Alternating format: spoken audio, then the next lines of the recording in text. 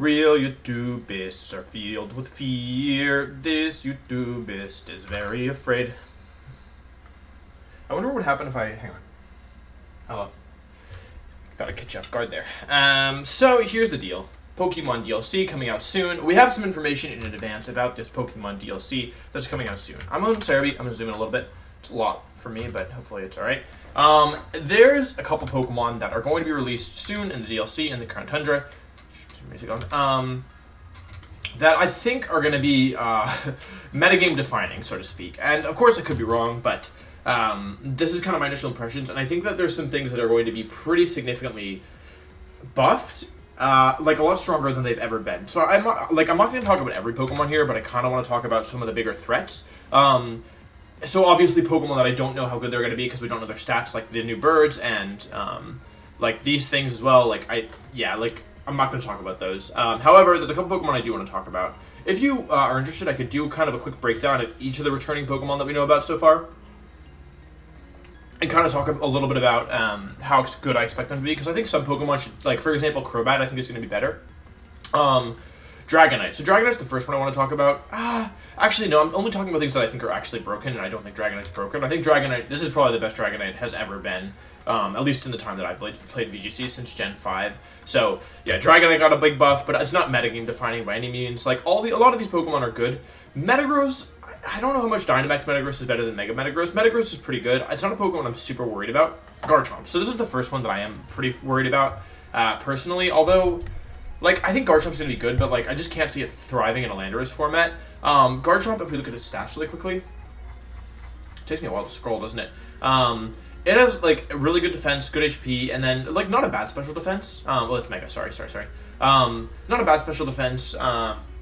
Actually, the defense and special defense are pretty similar. I always thought Garchomp had, like, way higher defense and special defense, but it's pretty similar. Okay, but regardless, Max Quake raises your special defense, and Max Dragon lowers the opponent's attack, so it's a pretty good Dynamax Pokemon. It's kind of like a pseudo-Excadrill in terms of its typing, being able to buff both its defensive stats, but not broken. Not really what I'm worried about, right? It's these legendary Pokemon. So, Zapdos gets static. I don't think this is going to be broken per se, but I do think that it's like a pretty big buff. Zapdos should be pretty good. A lot depends on the moves, in my opinion. Like, with the moves, like, we don't know what a Pokemon's going to be able to learn. Like, for example, Zapdos used to get Roost, which made it a pretty good defensive electric type. Like, you would run Tailwind, Roost, Thunderbolt, Hidden Power Ice. But Roost is no longer a TM in the game, so there's no guarantee Zapdos can learn it. And they also removed Hidden Power Ice, so... Like, yeah, maybe it gets Heat Wave. There's no guarantee it gets Tailwind either, so this is a move shooter move from the past, so yeah, but Static Zapdos should be pretty good. The dogs get their hidden abilities. I don't think these are going to be broken either, but Entei actually is a pretty interesting Pokemon now. It can't flinch because of Inner Focus, and what Inner Focus also does is it means you can't be intimidated. So Entei doesn't have phenomenal stats by any means, but it does get access to this move, Sacred Fire, which is one of the most powerful moves in the game. It's a 100 base power move that hits almost all the time. And it has a 50% chance to burn, which is extremely high. Like, Scald burns all the time, and it's only 30%. So, Entei, like, always was a little lackluster in the past, but now that it's immune to Intimidate, I think it might actually be pretty decent. It also outspeeds Landorus T, which is very relevant. So, I would not be surprised to see at all, like, some Entei play. Not broken, but I think it could be good. Lugia, Ho aren't legal. The Regis, unfortunately, aren't that strong. Latios aren't that good. Kyogre won't be legal. I want to basically talk about... I guess maybe I shouldn't have talked maybe I framed this wrong. Here's the Pokemon I'm actually worried about. I'll just tell you right now. I'm worried about Landorus. If Xerneas is legal, I'm always worried about Xerneas. And then I'm worried about the Tapus. Specifically Koko and Lele, and kind of Bulu as well. But really it's Landorus. So if we take a look at Landorus, I talked about this the other day, but Landorus T is a very, very, very powerful Pokemon. These are the stats. Good HP, phenomenal attack, good defense, actually really high special attack. I used special attack in Landorus a couple times. I won at least one regional with it. Not bad special defense, and then pretty good speed. The metagame's going to change a lot. Like, 91 is traditionally not considered especially fast. It would have been considered pretty fast in the current format. I don't think it will be considered that fast post-Crown Tundra. But here's the issue. Landorus doesn't get a physical flying type move. So in the past, people would run Landorus a couple ways. We used to Scarf it. It would be like a Scarf Pokemon. Because of its move pool, Scarf is pretty good in it. So it gets U-turn, meaning... I guess I should explain this fully. So Landorus has phenomenal stats. Some of the best stats on a Pokemon, and it also has arguably one of the best abilities in VGC with Intimidate. So Intimidate, when it switches in, lowers both foes' attacks, pretty scary. So people would run Scarf on it. They would run U-turn because that way you could lead it, you could get an Intimidate down, you could U-turn out, and you could like keep rinse and repeating this whenever you needed it. So it functioned both as a support and an offensive Pokemon. Earthquake, good spread move for weakened opponents. Rock Slide, good move to hit both. And then normally the last move was Superpower if you had room for extra. So some people run Explosion, like I ran Explosion myself at some point. Yeah, Superpower was normally it. So Scarf Landorus was used, Band Landorus was used. Assaultless Landorus won the World Championships in 2015. It was a very strong set. In 2018, Z-Move Landorus was used, Max Ground and Max Flying were used, and it was actually a pretty strong set in my opinion. People would run these powerful Z-moves off their Landorus, and they would even run Fly just to have a one-time Max Flying, which you could protect against, and it was still like used and like a legitimate threat. Now, oh sorry, you can't see the left side of the screen. I'm really sorry about that. There you go. Now, Landorus has access to Dynamax, meaning it uses its Max Quake to boost its second weakest stat, its Special Defense, and it uses Max Airstream to boost effectively its, Max Quake boosts its lowest stat, Special Defense. Max Quake boosts effectively its second lowest stat, Speed, is ties with Defense. So basically Landorus's mediocre speed stat means that at +1 it will now speed Dragon Bolt even if it's adamant, which is, wait, is that correct? 143 times 1.5? Yeah, yeah? No. You need like 144, right? I forget. I think it might be, maybe you have to run Jolly outspeed Dragon Bolt at +1, but its stab max moves do two things for it. The first is that it raises its relevant stats, its weakest stats, every single time you use it. The second is that you get 3 attacks rather than 1, and it gives it flying coverage. So Landorus is a phenomenal Pokemon when it would only run one of its stab moves in Earthquake, but Earthquake isn't even that strong. It could get access to high horsepower, but even like without that, Landorus was a strong Pokemon even when it only had Earthquake as its its stab move. And Earthquake actually isn't that strong in VGC because in doubles, if you use a spread move, it gets a reduction in power, and so Earthquake's actually only a 75 base power move. So basically, Max Quake allows Landorus to run a 130 base power move, which is not exactly double, but kind of close to it. And it's single target as well, and it also doesn't hit your partner. It also allows you to overwrite Scarf. So you could run Scarf Landorus, and then if you didn't want the speed, you could just Dynamax it, or you can run Assault Vest, being incredibly bulky. It's a terrifying Pokemon, and that's not to mention, like, Landorus was so phenomenal, and it didn't even get offensive flying coverage. Like, people wouldn't run flying moves on Landorus for the majority of its lifespan. They did run Z-moves on it, but, like, once you knew that they had a Z-move, you could, like, play defensive around it, try and bait it out, and then they basically were playing without a move for the rest of the game. Because Fly is not normally a move that has a ton of use. However, with max moves, you actually get 3 turns coming off of, like, Max Airstream, Max Quake, etc., etc. So, I don't see a way for this not to be broken. I'm just going to be completely honest. We didn't even talk about Max Knuckle raising your attack, Max Bug lowering the opponent's special attack, or Max Rockfall just being a solid coverage move, and also setting up Sand, which can be helpful in some situations. But just with Quake and Flying, and with the increase in power, and with the overwriting of spread moves, making them stronger, and with the power increase, like, Landorus T seems like the perfect Pokemon to benefit from Dynamax. I do notice here, by the way, that Ultra Beasts are not included, so I don't know if the Ultra Beasts are returning. I mentioned Gartana in another video, but yeah. I mentioned this the other day as well, but Tapu Koko is the other Pokemon I'm really scared of. Tapu Koko, if we look at its stats, you see that it has an amazing base speed set at 130. Overall, like, not bad defenses, but not phenomenal, and then a low special attack stat. Now,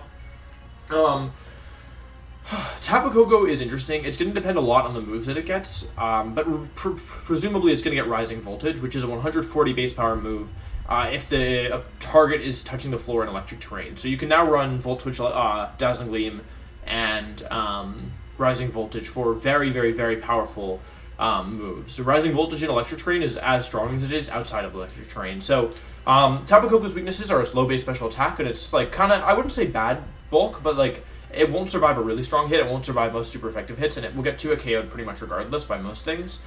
Even if it resists it, it can get 2 KO'd. So those are the weaknesses of Tapu Koko. However, if you consider basically the weaknesses, Dynamax really complements them. It allows Koko to double its bulk by doubling the HP, and that allows it to be actually very tanky and fire off multiple attacks, and it also gives it a 1.5 times power increase for the most part. Actually, if you're using Volt Switch and Rising Voltage, it can do even more than that. Additionally, one of Tapu Koko's counterplay was that you would use like opposing Tapus to switch it in, or to switch in and to overwrite the electric terrain, because of Tapu Koko's low base special attack, it really doesn't love fighting outside of electric terrain most of the time. However, you can overwrite the opposing terrain with max lightning now. So Tapu Koko should be extremely powerful. It's going to depend like on what moves they give it. Like if they don't give it Rising Voltage, if they don't give it, that's all it really needs actually, Rising Voltage. But yeah. The other thing is that they may give it Play Rough. Actually, I don't remember if I don't think it gets Play Rough. I couldn't remember if there was like an event where it got Play Rough, but if it gets Play Rough or a physical Fairy type move, you can actually run physical Koko now, especially because Intimidate is less prevalent. But yeah, this thing should just be absolutely broken, I think. And then last but not least, I guess like I don't really want to talk about Feeny, because Feeny they give Misty Explosion to, and Feeny is a Pokemon that doesn't benefit too much from Dynamax in my opinion. I could be wrong, because like offensive type of Feeny is definitely a good Pokemon. But Max Fairy doesn't power up. Slide. Max Fairy doesn't increase the power of your moves, unlike the other three Tapu. So yeah, it doesn't inherently get a power increase, and then it also like it can set the rain for itself. But like I feel like Tapu Fini's strengths are that it stays alive for a while, and it can consistently put out like middling damage output and be like annoying with support tactics. And Dynamax kind of just makes it more bulky and gives it a little bit more power, but in my opinion, not enough to really consider it like to be a premier Dynamax target of the Tapus going in. Tapu Lele. So Tapu Lele, oh god, yeah. So Tapu Lele is a very powerful Pokemon. It's kind of the hyper offense of the Tapus. Tapu Lele is, how do I explain this? Like Tapu Koko plays kind of like this mixed offense style where it's not super strong, but like it's really good at chipping down the opponent and like really good at positioning because it's fast Volt Switch. Can't switch in very easily because it's the least bulky of the Tapu, but yeah, like consistently puts down damage and is fast. Tapu Fini is the most defensive of the Tapu. Basically has the best bulk, has the lowest offenses, but really good at sitting there, being annoying, having like supporting the team, etc. Tapu Lele is the glass cannon of the Tapus, except it's not really it's not that frail, but it's not like traditionally it just outputs huge damage. You use this thing basically just as like a damage dealer, and yeah. And then Tapu Bulu is the defensive one of the Tapus in the sense that like it's the counter terrain because it was the least common, and yeah, it resists the water and electric typing from Tapu Fini and Tapu Koko, and it also like overwrites Lele's psychic terrain, which is pretty valuable. Now, Tapu Lele, like I mentioned, is the extremely offensive one of the Tapus, and as you can see, it has like a very high base special attack stat, which like 130 isn't insane. But when you consider that it gets a 1.3 times power increase from terrain, used to be 1.5, it's pretty strong. What I'm worried about specifically with Tapu Lele is that it probably gets Expanding Force, which is now a spread, stab, psychic move boosted by psychic terrain. So this thing with Choice Spec should do incredible damage. I don't think it benefits that much from Dynamax, truthfully. Like, I don't think it doesn't benefit, but I don't think the benefit is as much as Tapu Koko by far. So I wouldn't consider this thing to be, like, incredibly broken by any means, but it is, like, it is something that I am wary of at the very least, if that makes sense. Like, Expanding Force Scarf Tapu Lele and Expanding Force Specs Tapu Lele should be very difficult for a lot of Pokemon to deal with. It should kind of go without saying at this point. But I think you're going to need at least one Tapu on your team. I could be wrong. But the terrains are very, very powerful, and, like, yeah, like, you can't, like, honestly, out of everything, like, in Generation 7, I think that the Tapu Lele was the reason you had to have a Tapu on your team, in my opinion. Like, Electric Terrain Koko was scary, but, like, because it was so good at pivoting, like, it was, like, Koko, you basically, even if you had another Tapu, like, it could switch in, it could switch out easily, and then you could bring it back in when the time is right. So, like, you couldn't count on using a different Tapu just to overwrite the terrain. But because Lele had such an incredible damage output, you really needed a different Tapu to stop it, or you needed to use it yourself in order to try and take advantage of it. So, yeah, I think Tapu Lele should be pretty interesting. Oh, also, Drifloon should be good in general. I'm not that worried about Tapu Bulu. Its stats aren't as good. I don't think it benefits as much from Dynamax because it's pretty slow. But it does get Grassy Glide. It has a really high base attack stat, 130. So, yeah, I actually think it's not as strong as Rillaboom in terms of like its physical attack stat, but it does some things better in my opinion. And if it gets, Grassy Glide, it has to get Grassy Glide. I don't know. That's like it's definitely a buff for Tapu Bulu, who would normally run 2 grass moves in Wood Hammer and Horn Leech and Protect, and then like Superpower or Sword Dance or Sub or Leech Seed or whatever. Grassy Glide should be good on Bulu. It at least gives it more tools against Pokemon like Tapu Koko. Like, Tapu Bulu should actually be a Tapu Koko counter now because, like, you could switch it in, and if they don't switch out immediately, like you can Grassy Glide before they Volt Switch and do like 50%, I would guess. So, yeah. So those are the Tapus. The Tapus and Landorus are the Pokemon I'm most worried about, other than Xerneas, but it doesn't seem like Xerneas is going to be legal immediately. So, yeah. So yeah, I think that's it. Let me know what you think. Let me know if you think I'm overreacting here to these Pokemon. But yeah, I hope you enjoyed. Thanks for watching. See you next time. Goodbye.